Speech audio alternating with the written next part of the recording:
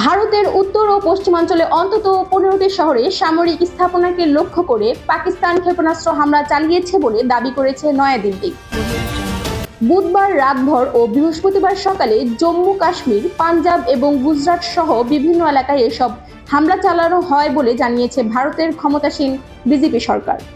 হামলায় তাৎক্ষণিকভাবে হতাহত বা ক্ষয়ক্ষতির বিষয়ে নিশ্চিতভাবে কিছু জানা যায়নি।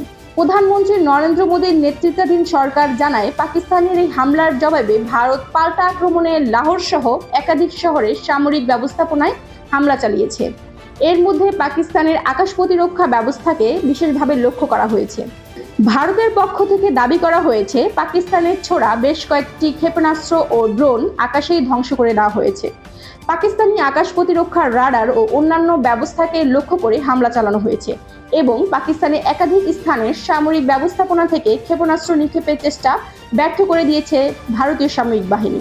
ভারতের সামরিক বাহিনী জানিয়েছে, পাকিস্তান থেকে আসা হামলার জবাবে শ্রীনগর, পাঠানকোট, অমৃতসর, লুধিয়ানা, চণ্ডীগড় সহ একাধিক শহরে আকাশ প্রতিরক্ষা ব্যবস্থা সক্রিয় করা হয়।